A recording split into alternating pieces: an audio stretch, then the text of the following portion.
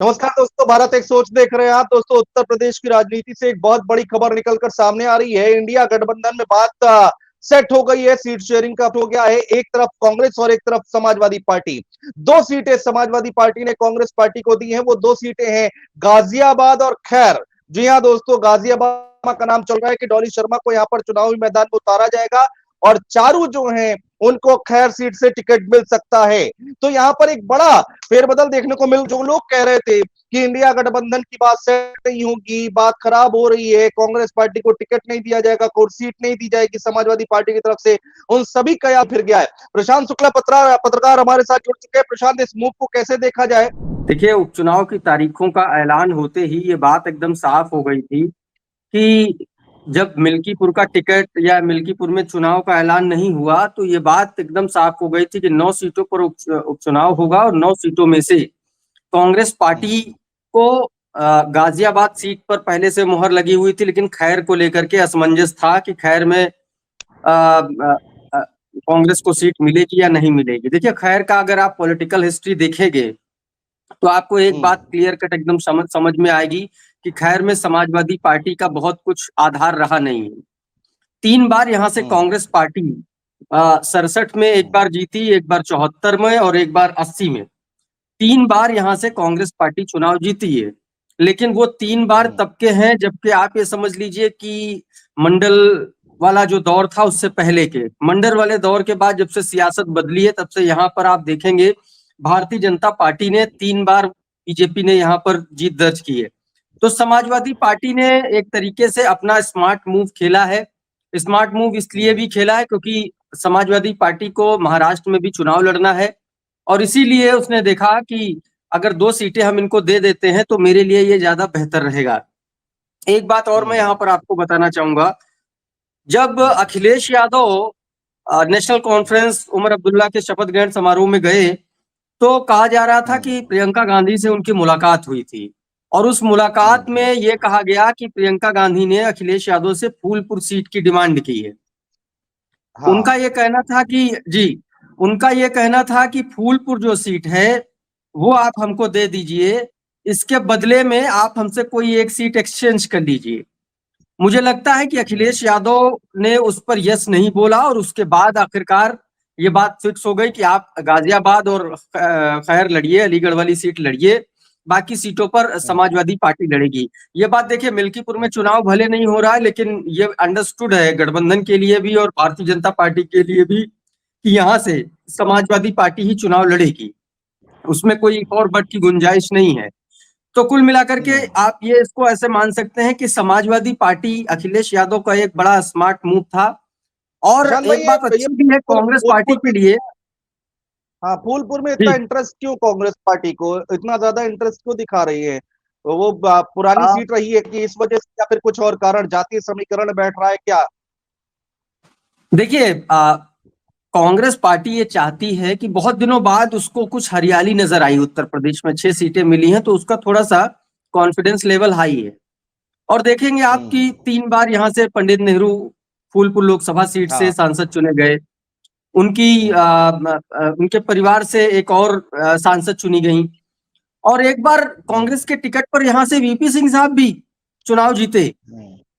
तो आप ये समझ लीजिए कि कांग्रेस किसी दौर में इस सीट को जीतती थी और बहुत अच्छे से जीतती थी। अब फूलपुर विधानसभा सीट की बात कर लें तो 1967 तक इस सीट पर कांग्रेस जीतती रही। 51-52 के पहले चुनाव से लेकर के 67 तक यहाँ पर कांग्रेस जीतती रही। लेकिन उसके बाद जब आप देखेंगे कि जब मंडल का दौर आया और मंडल के दौर से अचानक से पूरे देश की सियासत बदली थी और उत्तर प्रदेश और बिहार सबसे ज्यादा बदला था। उसके ठीक बाद बात है। से चीजें बदली। फिर यहाँ पर कभी समाजवादी पार्टी, कभी बहुजन समाज पार्टी, इस तरीके से इस सीट पर उनके नेता जीतते रहे। एक आध बार, मेरे ख्याल से 2 बार उसके बाद भी कांग्रेस यहाँ से जीती है। लेकिन अगर आप कास्ट कॉम्पोजिशन की बात करेंगे तो कास्ट कॉम्पोजिशन कांग्रेस के पक्ष में नहीं है। दूसरी बात, कांग्रेस इस बात को लेकर के दावा कर रही है कि देखिए भाई, इलाहाबाद में हमारा सांसद है उज्जवल रमन सिंह और इसीलिए हमको आप फूलपुर सीट दे दीजिए, हमारा वहां ठीक ठाक है। अब उज्जवल रमन सिंह, अब कांग्रेस अपना सांसद भले बता ले, लेकिन थे तो वो चुनाव से पहले भारतीय जनता पार्टी के ही। रेवती रमन सिंह उनके पिताजी और तमाम सारे लोग। तो हाँ। एक बड़ा कांग्रेस पार्टी का ये दावा भले है, लेकिन ना तो कास्ट कॉम्पोजिशन इस विधानसभा सीट का कांग्रेस के फेवर में दिखता है, और ना ही अब वो पॉलिटिकल लेगेसी वाली राजनीति बची है फूलपुर में कम से कम। और मुझे लगता है अखिलेश अपनी ये बात समझाने में कामयाब साबित हुए, और इसीलिए कांग्रेस अलीगढ़ और गाजियाबाद सीट पर मान गई है। अनुज जी, आपकी आवाज नहीं आ रही, देखिए मैं चाहूंगा एक बार देखिए देखिए आप, आपकी आवाज। प्रशांत भाई, कहानी ये है कि यहाँ हाँ पर जो मुझे मोटा मोटा समझ में आ रहा है, जो पिछले कुछ दिनों का घटनाक्रम देखें देश की राजनीति का, या हाँ फिर गठबंधन की राजनीति का, इंडिया गठबंधन का, तो इसमें सीधे सीधे अखिलेश यादव की चली है। ना कोई इफ, ना कोई बट, ना कोई शर्त। यादव ने ये कहा कि साहब जो हम कहेंगे वो करना पड़ेगा। आप हरियाणा अगर कांग्रेस पार्टी जीत जाती तो यहाँ पर कांग्रेस पार्टी थोड़ा सा हावी होती दिखाई देती। लेकिन डे वन से जो खबरें हम लोग बता भी रहे हैं और दिखा भी रहे हैं, जो आ भी रही अंदर खाने से, अंदर की खबरें निकल कर आई कि केवल 2 सीटें अखिलेश यादव के मन में थी देने की, वो भी गाजियाबाद भी मजबूत है, और खैर जहां पर समाजवादी पार्टी का बहुत ज्यादा जनाधार दिखता नहीं है। हालांकि अब ठीक है, 24 के चुनाव के नहीं, बाद तस्वीरें बदली, मैं थोड़ा सा अलग है। यहाँ पे करेक्ट करूंगा। अगर समाजवादी पार्टी और कांग्रेस ये कॉम्पोजिशन बनता है, और चारू केन की जो बात आप कर रहे हैं वो अगर जी। साथ में आ जाती, देखिए एक बड़ी अच्छी उनके साथ बड़ा शानदार एक समीकरण बनता है उनके साथ। वो उनका ओबीसी और दलित दोनों फैक्टर आता है उनके साथ। जो मेरी मेरी जानकारी है, उनकी अपनी जो अपना मायका चारू पक्ष और चारू ससुराल नहीं पक्ष है। का जो मामला है। चार जी। चारू भाई ना, प्रशांत भाई को छोड़कर बीएसपी में चली गई थी।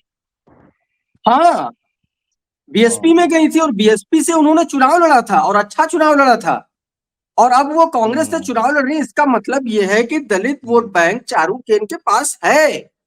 और जब समाजवादी हम्म। पार्टी और कांग्रेस पार्टी दोनों एक साथ आएंगी अलीगढ़ सीट में, तो इतना आसान नहीं हम्म। रहेगा वहां पर भारतीय जनता पार्टी के लिए चुनाव जीत पाना, क्योंकि 22 के हम्म। समीकरण दूसरे थे। 22 में समीकरण हम्म। जयंत के और समाजवादी पार्टी के थे। आप खैर विधानसभा सीट पर देखेंगे तो 1 लाख दलित वोटर्स हैं, एससी कम्युनिटी के वोटर। तो आप ये समझिए, और ठीक। कांग्रेस और ब्राह्मण वोटर इस सीट पर डिसाइसिव फैक्टर में आता है। ऐसे में कांग्रेस पार्टी ने मूव अच्छा है, अखिलेश यादव ने परिपक्वता दिखाई है। अगर इस सीट पर कांग्रेस पार्टी मेहनत कर ले गई, तो आप यकीन मानिए कि भारतीय जनता पार्टी सिमट के रह जाएगी एक आध सीट अच्छा, पर। दूसरे खैर खैर पे तो हमने आपने आपने समीकरण समझाया। आप गाजियाबाद की बात कर लेते हैं। डॉली शर्मा, लगातार कांग्रेस इनको टिकट दे रही है, चाहे वो मेयर का चुनाव हो या फिर लोक हो, विधानसभा चुनाव हो। डॉली शर्मा के अलावा किसी पर कांग्रेस नेतृत्व भरोसा नहीं जता पा रहा है गाजियाबाद से। क्या यहाँ पर एक फैक्टर ये साबित हो सकता है, कई बार जनता इतनी बार चुनाव लड़ रही है, एक बार मौका दे के देख लेते हैं, तो क्या अगर अगर डॉली शर्मा को टिकट दिया जाता है तो क्या यहाँ पर कुछ खेल हो सकता है? कांग्रेस और शपथ है।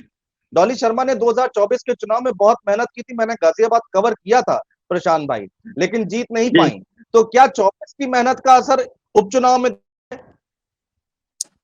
देखिए कांग्रेस वहां पर लगातार मेहनत कर रही है, इसमें कोई दो राय नहीं है। और खास तौर हम्म। पर ये जो विधानसभा सीट है गाजियाबाद की सदर, यहाँ पर हम्म। ब्राह्मण, वैश्य और दलित, ये 3 कम्युनिटी हम्म। का कॉम्पोजिशन अच्छा बनता है। हम्म। चूंकि गाजियाबाद में भारतीय जनता पार्टी किसी वैश्य बिरादरी के कैंडिडेट को चुनाव टिकट देगी, हम्म। वो एकदम क्लियर है, लगभग लगभग क्लियर है कि वैश्य समुदाय से वहां पर टिकट मिलने जा रहा है। बहुजन समाज पार्टी ने वहां से समाजवादी पार्टी के प्रदेश सचिव को टिकट दे हम्म। दिया है, बसपा ने। हम्म। और वो गर्ग बिरादरी से आते हैं, वैश्य कम्युनिटी से आते हैं। मतलब आप समझिए कि वहां से बसपा ने रवि गौतम को पहले टिकट दिया, उनका टिकट काट के अब इनको टिकट दे दिया। हम्म। ऐसे में डॉली शर्मा जो ब्राह्मण चेहरा है एक, वही बचता है कांग्रेस पार्टी के लिए। हम्म। दूसरी जो सबसे बड़ी, सबसे महत्वपूर्ण बात मैं आपको बताने जा रहा हूं, गाजियाबाद की सीट पर एक बार मेरे ख्याल से उपचुनाव समाजवादी पार्टी जीत चुकी है। अभी तक कांग्रेस पार्टी गाजियाबाद में अकेले लड़ती आ रही थी, लेकिन 2004 या फिर गाजियाबाद में अभी की जो स्थिति बनती हुई नजर आ रही है, खैर वाली एकदम कमोबेश स्थिति बनती हुई नजर आई। लेकिन हाँ, एक चीज ये माननी पड़ेगी कि वहां पर कांग्रेस पार्टी को मेहनत करनी पड़ेगी। अगर वो पहले से मेहनत कर रहे हैं, और डॉली शर्मा देखिए वहां पहले से एक्टिव है, बहुत सक्रिय है, वो मतलब शादी बारात से लेकर के मुंडन और बर्थडे तक की पार्टी नहीं छोड़ती हैं। वो हर कार्यक्रम सही में जाती हैं और शिरकत करती हैं। उनका सोशल मीडिया हैंडल आप देखेंगे तो आपको पता चल जाएगा। तो एक मिलनसार नेता के तौर पर तो है डॉली शर्मा, और उसके तरीके से आप हाँ देखेंगे, अगर आप कैंडिडेचर का हाँ प्रोफाइल अगर आप उसको एनालिसिस करेंगे तो वहां पर कांग्रेस पार्टी बहुत अच्छा डिसीजन ले रही है, बशर्ते हाँ हाँ यहां पर ये लोग अपने कैडर को संभाल लें तो ये सीट कांग्रेस पार्टी अच्छी फाइट यहां पर दे सकती है भारतीय जनता पार्टी को। लेकिन बहुत मुश्किल है। गाजियाबाद मजबूत है, यहाँ पर शहरी इलाका है, दिल्ली से सटा हुआ इलाका है, मेट्रो से होती है, तो बीजेपी का मजबूत किला, मजबूत गढ़ माना जाता है गाजियाबाद।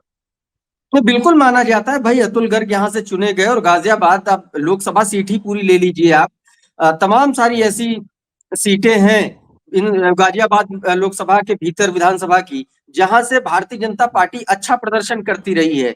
उनमें से गाजियाबाद सदर की विधानसभा सीट है। मोदी नगर में भी अच्छा हम्म। प्रदर्शन करती है भारतीय जनता पार्टी। हम्म लेकिन आप देखिए हम्म कि जिस तरीके से 24 के बाद थोड़ा सा समीकरण बदले हैं, उल्टे हैं, ऐसे में हम्म कुछ भी कहना इतना आसान नहीं होगा, और ना ही ये भारतीय जनता पार्टी के लिए एक केक वॉक वाली सीट होगी, टक्कर मिलेगी, क्योंकि हम्म भारतीय जनता पार्टी के ही कैंडिडेट को एक तरीके से उसी कम्युनिटी के कैंडिडेट को बसपा ने वहां से उतार दिया, और बसपा वहां से वैश्य प्लस दलित का कॉम्बिनेशन बना करके चल रही है, और भारतीय जनता पार्टी हम्म के पास सिर्फ एक सहारा है, सवर्ण प्लस वैश्य। हम्म हम्म, और अभी देखिए बिल्कुल। आप यहां से चंद्रशेखर आजाद भी चुनाव लड़ रहे हैं। तो हम्म इतना हम्म आसान नहीं होगा जितना आसान समझा जा रहा है गाजियाबाद की सदर सीट को। लेकिन हाँ, फिर भी मैं कहूंगा कि यहाँ पर भारतीय जनता पार्टी का अपर एज रहा है, और अगर वो हम्म। उसको कामयाब कर ले जाती है तो ये माना जाएगा कि भारतीय जनता पार्टी का यहाँ पर अपर हैंड है, वोट माना जाएगा, एकदम माना जाएगा। बिल्कुल प्रशांत भाई, देखना होगा कि यहाँ पर किसकी हार होगी, लेकिन समीकरण जो बन रहे हैं दर्शकों वो हम आप तक पहुंचाने की कोशिश कर रहे हैं। खैर और गाजियाबाद गई है अब कांग्रेस पार्टी के खाते में। चारू जिनका नाम चल रहा है कि खैर से टिकट मिल सकता है, चुनाव में वो दूसरे स्थान पर रही थी, यानी कि अच्छी खासी मेहनत की थी और अच्छी तगड़ी फाइट दी थी। और डॉली शर्मा जिनको आप सब जानते हैं, गाजियाबाद से लगातार कांग्रेस पार्टी की तरफ आया जा रहा है, और उन्होंने अच्छा चुनाव लड़ा था 2024 का, काफी मेहनत की थी। तो लोग ये कह रहे हैं कि इंडिया गठबंधन की इन दोनों सीटों पर धमक देखने को मिल सकती है, चुनौती देखने को मिल सकती है जनता पार्टी के सामने। एक बात क्लियर हो गई है कि 7 सीटों पर समाजवादी पार्टी चुनाव लड़ रही है, और 2 सीटें खैर और गाजियाबाद जो कि कांग्रेस पार्टी में गई है। तो इंडिया गठबंधन उपचुनाव में भी एक साथ है। यहां से अगर सब कुछ सही रहा, तस्वीर अच्छी रही, तो 2027 के चुनाव तक ये गठबंधन जारी रहेगा, इसमें कोई दो राय नहीं है। प्रशांत भाई, आप हमारे साथ जुड़े, तमाम बातचीत की चर्चा की, आपका बहुत बहुत